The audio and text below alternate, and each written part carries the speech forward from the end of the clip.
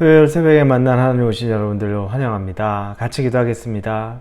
주님, 좋은 주말입니다. 이 주말에 하나님의 말씀으로 시작합니다.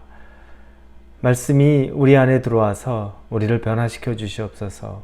매일매일 우리가 보고 또 듣고 또 이해하는 말씀인 것으로 여기지만, 그러나 과연 이 말씀대로 우리가 얼마나 능력을 얻고 사는지에 대해서 다시 생각해 봅니다.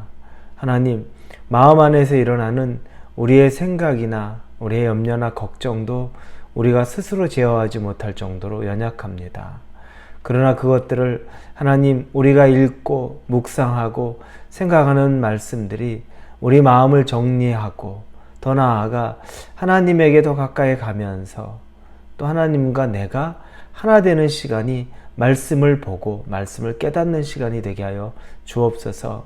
활자로 머무는 것, 즉 생명력 없는 말씀으로 내가 받아들이지 않게 하여 주시고, 말씀이 내 안에 정말 생명으로 차고 넘치는 은혜의 시간이 되기를 원합니다.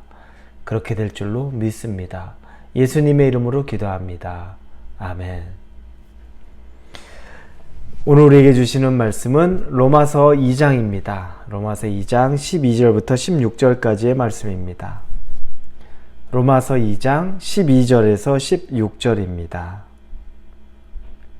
로마서 2장 12절에서 16절 찾으셨으면 우리 같이 읽겠습니다. 무릇 율법 없이 범죄한 자는 또한 율법 없이 망하고, 무릇 율법이 있고 범죄한 자는 율법으로 말미암아 심판을 받으리라. 하나님 앞에서는 율법을 듣는 자가 의인이 아니오 오직 율법을 행하는 자라야 의롭다 하심을 얻으리니, 율법 없는 이방인이 본성으로 율법의 일을 행할 때에는 이 사람은 율법이 없어도 자기가 자기에게 율법이 되나니, 이런 이들은 그 양심이 증거가 되어 그 생각들이 서로 혹은 고발하며 혹은 변명하여 그 마음에 새긴 율법의 행위를 나타내느니라. 곧 나의 복음에 이른 바와 같이 하나님이 예수 그리스도로 말미암아 사람들의 은밀한 것을 심판하시는 그날이라. 아멘. 바울은 오늘 12절부터 이제 모세의 율법과 관련해서 말하고 있습니다. 이제 모세의 율법, 즉 그냥 줄여 말하면 율법이 등장하는 겁니다. 여기서부터 처음으로 로마서에 율법이 등장하게 되죠. 그리고 이후에 계속 반복적으로 율법이 나옵니다. 왜냐하면 이 로마서에서 율법은 아주 큰 주제가 되기 때문입니다. 자, 그런데 12절에 보니까 이 율법에 비추어서 이방인과 또 유대인 모두는 죄인의 범주에 들어갑니다. 우리 다시 한번 보면, 율법 없이 범죄한 자는 또한 율법 없이 망하고, 무릇 율법이 있고 범죄한 자는 율법으로 말미암아 심판을 받으리라. 즉 율법 없는 이방인과 또 율법이 있는 유대인들, 이들이 어떻게 심판을 받고 어떻게 망하는지에 대해서 이야기하고 있습니다. 먼저 율법 없이 심판을 받는 자들, 율법 없이 망하고 있는 자들, 이방인에 대한 이야기를 먼저 시작을 합니다. 여러분, 이방인은 율법이 없습니다. 즉 율법의 기준에 의해서 그들이 망하는 것이 아닙니다. 그들은 율법을 몰랐다는 이유 때문에 그들이 망하는 것이 아니고, 그들은 죄를 지은 것 때문에 망하는 겁니다. 율법을 모른다. 즉 우리가 다른 말로 하면 이방인, 요즘으로 말하면 크리스찬이 아닌 거죠. 예수님을 믿지 않는 사람들입니다.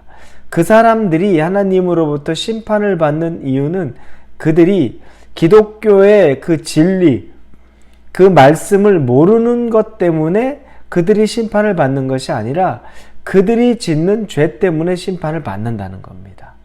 이게 먼저 율법이 없는 자가 율법 없이 망할 것이라는 표현인 거죠. 그러면 두 번째는 율법이 있고 범죄했던 자, 유대인이죠. 이스라엘 백성들, 그들은 율법에 의해 판단을 받게 된다는 겁니다. 지금으로 말하면 우리 기독교인 크리스찬입니다. 예수님을 믿는 저와 여러분입니다. 자, 그러면 우리는 우리의 판단의 근거는 하나님이 하나님이 우리에게 주시는 여러 계명들, 하나님이 우리에게 말씀하신 것들, 하나님의 기준이지요. 그 기준을 가지고서 우리의 죄를 묻는다는 거죠. 하나님의 기준, 우리는 그걸 알고 있습니다. 세상의 사람은 그걸 모르는 거죠. 그러나 우리는 그걸 알고 있습니다. 그 기준을 가지고 우리가 율법으로 심판을 받는다는 겁니다. 한 예로 말하자면 그렇게 되는 겁니다. 자, 이걸 보면 하나님이 공평하죠. 하나님의 심판의 근거는 다른 게 아닙니다. 그들의 유대인이든 이방인이든 율법을 알든 율법을 모르든 하나님의 심판의 근거는 그들의 행위에 있다는 겁니다. 저와 여러분이 하나님 말씀을 제가 잘 몰라서 그랬습니다.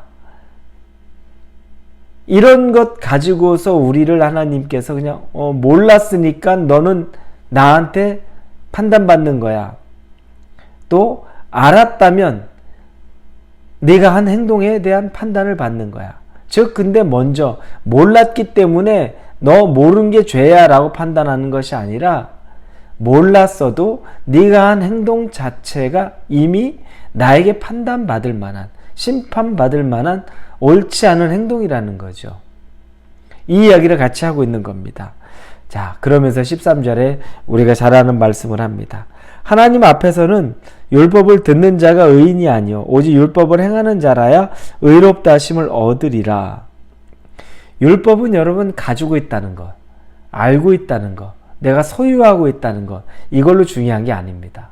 우리가 성경책을 가지고 있는 것, 내가 성경책이 있다는 것, 그렇다고 해서 여러분 이 성경책이 있다는 것, 그래서 내가 하나님의 말씀 그대로 살고 있다는 것, 그걸 의미하지는 않잖아요. 그것과 똑같습니다. 율법을 가지고 소유하고 있는 것이 중요한 것이 아니라 이 율법의 실천, 율법대로 행하고 있느냐. 하나님의 말씀을 내가 성경을 통해 받았는데 이 받은 말씀 그대로 내가 행하고 있느냐. 그것이 더 중요하다는 거죠. 아주 당연한 이야기인데 왜냐하면 유대인들은 착각하고 있었거든요. 그들은 율법을 받았기 때문에 선민, 선택받은 민족, 그래서 그것 자체로 자기들은 선택을 받아서 아무런 하나님으로부터 심판을 받지 않는 그런 민족이라고 착각하고 있었던 겁니다. 바울이 신랄하게 자기 민족이지만 과거에 자기도 그랬지만 그걸 가지고 말하는 겁니다.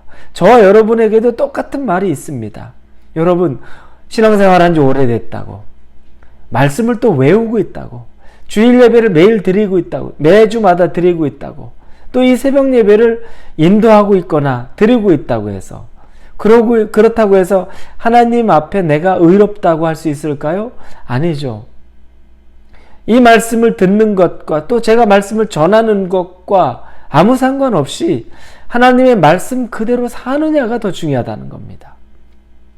제가 이 말씀을 전하면서 하나님의 말씀 그대로 살지 하나님의 심판이 제게 임하는 것이고, 이 말씀을 받는 여러분이 말씀을 받고 은혜를 받았다고 하고 그렇구나라고 하는데 결론은 말씀 그대로 살지 못한다면 그건 하나님의 책망과 심판을 받을 수밖에 없다는 겁니다.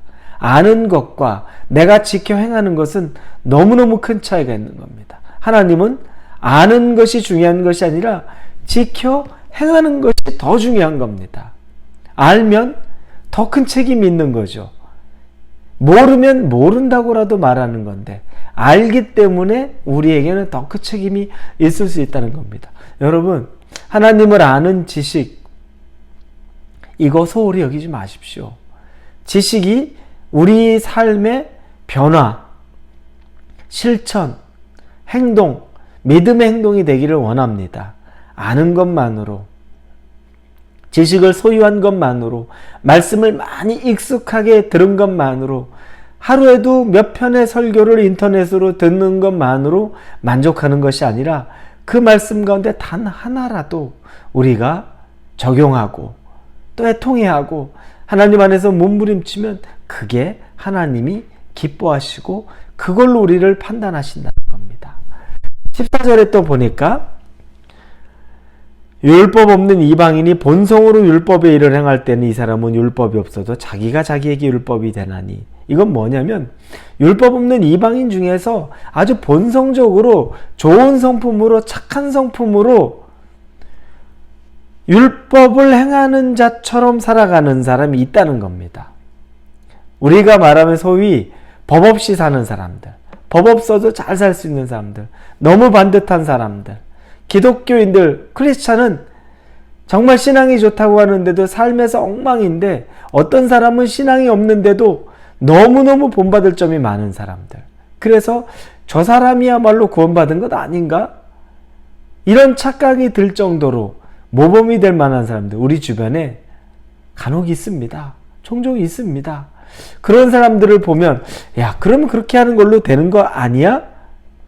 그러면 문제 없는 것 아니야? 라고 생각할 수 있죠. 여러분, 그렇지 않습니다. 인간의 양심은 완전하지 않아요. 그 사람들의 그렇게 정말 법 없이 사는 것 같아도 완전할 수 없습니다. 누구도 완전할 수가 없는 거죠. 그렇기 때문에 겉으로 보이는 그거 가지고서 전부 다 문제없다고 말할 수 없습니다. 그러면서 결국은 16절에 심판을 얘기하죠. 하나님의 심판을 얘기하는데 중요한 건 복음을 가지고서 이 심판과 같이 얘기를 합니다. 여러분, 복음은 복된 소식, 구원에 대한 소식. 그래서 이건 심판과 아무 상관없는 것처럼 여겨지지만 복음이 더 빛나는 것은 이 심판이란 어두운 그림자가 있기 때문에 복음이 훨씬 빛이 나는 겁니다. 심판과 복음은 뗄래야 뗄 수가 없는 겁니다. 복된 소식은 심판이 있다는 전제하에 우리에게 복된 소식이 되는 겁니다. 여러분, 우리는 율법, 과거로 말하면, 지금으로 말하면 예수 그리스도를 믿는 믿음으로 사는 사람입니다. 그리고 하나님의 말씀을 잘 압니다. 말씀을 잘 안다면 더 중요한 것은 말씀 그대로 살아가는 사람이 되어야 됩니다. 그래야만 하나님으로부터 인정받을 수 있다는 것을 꼭 믿으시기를 바랍니다.